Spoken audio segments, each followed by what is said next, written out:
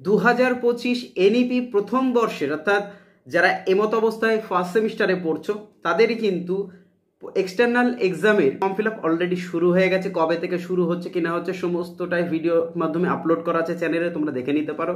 আর আজকের ভিডিওতে আমরা আলোচনা করব এনইপি ফার্স্ট সেমিস্টার 2025-এ এডুকেশন শিক্ষাবিজ্ঞান বিষয়ের যে সাজেশনটি তোমাদের হওয়া উচিত, অর্থাৎ যে সাজেশনটি আমি পড়ে গেলে আমাকে ভাবতে হবে না যে এই সাজেশনটি পড়ে গেলে আমি কি পাস নম্বর পেতে পারবো, অর্থাৎ আমি কিভাবে পাস করব, কোন প্রশ্নগুলো পড়ে যাব, কোন প্রশ্নগুলো আসার মতো আছে এবারে, অর্থাৎ পরীক্ষার হলে যেন আমাকে কোনো রকম বিপদে পড়তে না হয় বা সমস্যায় পড়তে না হয়।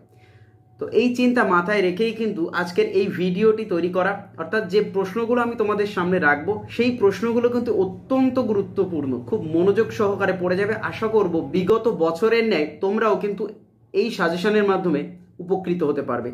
তো বেশি কথা না বাড়িয়ে তোমাদের এনইপি 2025-এর যে সাজেশনটি হওয়া উচিত সেই সাজেশনটি একবার দেখে নাও, বন্ধুদেরকে এক্ষুনি ভিডিওটি শেয়ার করে দাও। যারা চ্যানেলে নতুন আছে অবশ্যই চ্যানেলটিকে সাবস্ক্রাইব করে রাখো, আর অবশ্যই কিন্তু কমেন্ট করতে ভুলো না যে আরও কোন কোন সাবজেক্টের সাজেশন লাগবে। আরেকটা বলে দিই, আজকের এই ভিডিওতে তোমরা যেমন জেনারেল স্টুডেন্ট পড়তে পারবে, ঠিক একই রকমভাবে সাপ্লিমেন্টারি যারা স্টুডেন্ট আছো অবশ্যই কিন্তু সাপ্লিমেন্টারি পরীক্ষার জন্য এই প্রশ্নগুলো অত্যন্ত গুরুত্বপূর্ণ। তো আশা রাখছি আজকের সাজেশনটি অত্যন্ত গুরুত্বপূর্ণ হতে চলেছে তোমাদের জন্য। দেখে রাখবো তোমাদের সেই সাজেশনটি।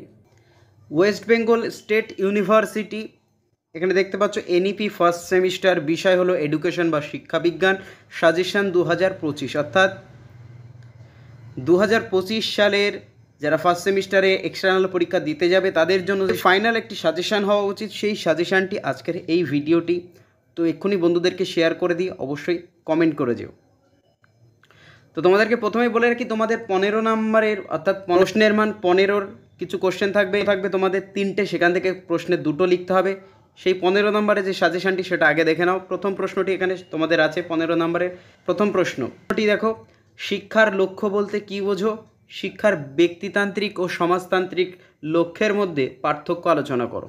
2 নম্বর 15 নম্বরের প্রশ্নটি দেখে নাও, শিক্ষার সংকীর্ণ অর্থ ও ব্যাপক অর্থের সংজ্ঞা দাও। শিক্ষার উপাদানগুলি সম্পর্কে আলোচনা করো। 3 নম্বরে আছে দেখো, মূল্যবোধ বলতে কী বোঝো? শিক্ষায় মূল্যবোধের গুরুত্ব সম্পর্কে আলোচনা করো। শিক্ষার মূল্যবোধের গুরুত্ব সম্পর্কে আলোচনা করো।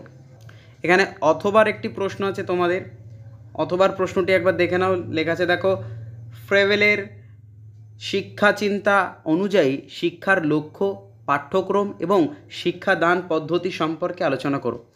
আর একটা গুরুত্বপূর্ণ কথা এখানে তোমাদেরকে জানাতে চাই, এই যে প্রশ্নগুলি আছে এই প্রশ্নগুলি দেখবে কিছু কিছু পার্ট প্রশ্ন আছে। এই পার্ট প্রশ্নগুলো কিন্তু তোমাদের 5 নম্বরের যে টিকাগুলো থাকে তার মধ্যে চলে আসতে পারে। আবার দেখবে কিছু 5 নম্বরের টিকার আমি প্রশ্ন রাখছি, ওই 5 নম্বর টিকার প্রশ্নগুলোও কিন্তু তোমাদের 15 নম্বরের প্রশ্নে জুড়ে যেতে পারে। সেগুলো একবার খেয়াল রাখবে, যেহেতু তোমরা এবছর প্রথম পরীক্ষা দিচ্ছ, তোমাদের এই বিষয়গুলো অবশ্যই জানা উচিত। 4 নম্বর প্রশ্নটি তোমাদের সামনে, শিক্ষার সংস্থা বলতে কী বোঝো? নিয়ন্ত্রিত শিক্ষার বৈশিষ্ট্যগুলি আলোচনা করো। এই যেমন একটি প্রশ্ন, এর 3টি পার্ট আছে, এই 3টি পার্টের মধ্যে দেখবে এখানে তোমাদের প্রত্যেকটি পার্টে হয়তো কোনো কোনো পার্টে 5 নম্বর করে দিল, 3 5 15, এই পার্ট প্রশ্নগুলোই আবার টিকার মধ্যে যে চলে যেতে পারে, এটাই বলার চেষ্টা করছি। পরে লেখা আছে দেখো, নিয়ন্ত্রিত শিক্ষার সঙ্গে অনিয়ন্ত্রিত শিক্ষার তুলনামূলক আলোচনা, অর্থাৎ পার্থক্য। চলে আসবো এবার আমরা 5 নম্বর মানের টিকাতে, অর্থাৎ টিকার প্রশ্ন কটি আছে এখানে? 6 থেকে 7টি প্রশ্ন আছে। মোট তোমাদেরকে 5টা টিকা দেবে বা 6টা টিকা দেবে, সেখান থেকে 4টে টিকা তোমাদেরকে লিখতে হবে। প্রথম টিকা দেখো লেখা আছে, বিধিবদ্ধ শিক্ষা প্রতিষ্ঠানগুলির ভূমিকা আলোচনা করো। 2 নম্বর টিকা লেখা আছে দেখো, রবীন্দ্রনাথ ঠাকুরের শিক্ষা দর্শন সম্পর্কে আলোচনা করো। 3 নম্বর টিকাটি দেখো তোমাদের সামনে, শিক্ষার প্রকৃতি সম্পর্কে একটি টিকা লেখো। অথবাতে লেখা আছে দেখো, সংক্ষেপে মুক্ত শিক্ষার সুবিধা অসুবিধাগুলি আলোচনা করো। 4 নম্বর টিকা তোমাদের সামনে, প্রথাগত ও প্রথা বহির্ভূত শিক্ষার বা শিক্ষা ব্যবস্থার মধ্যে পার্থক্য লেখো। অথবাতে আছে দেখো, মূল্যবোধের বৈশিষ্ট্যগুলি আলোচনা করো। যারা সাপ্লিমেন্টারি পরীক্ষা দেবে তাদের জন্য এই সাজেশনটি অত্যন্ত উপকারী বা কার্যকারী হতে চলেছে। 6 নম্বর প্রশ্নটি দেখো, শিক্ষার বিভিন্ন উপাদানগুলি সম্পর্কে লেখো। আচ্ছা, এই শিক্ষার বিভিন্ন উপাদান দেখবে বড় প্রশ্নের মধ্যেও আছে, তাহলে প্রশ্ন কিন্তু তোমাদের কমে গেল। 3 নম্বর প্রশ্নটি দেখো, ফ্রয়েবেলের কিন্ডারগার্টেন পদ্ধতির বৈশিষ্ট্যগুলি কী কী তা আলোচনা করো বা লেখো। তো আশা করবো তোমাদের কোনো রকম অসুবিধা হবে না এই প্রশ্নগুলো পড়ে গেলে। আর অবশ্যই কিন্তু আবারও বলছি, কমেন্ট করো, বন্ধুদেরকে প্রচুর প্রচুর শেয়ার করে দাও ভিডিওটি, যাতে তোমাদের বন্ধুদের মধ্যে পৌঁছে যেতে পারে। তো দেখা হচ্ছে পরবর্তী ভিডিওতে। সবাই কিন্তু এক্সামের ফর্ম ফিল আপ করে নেবে, নাহলে কিন্তু কেউ পরীক্ষা দিতে পারবে না। তো দেখা হচ্ছে পরবর্তী ভিডিওতে।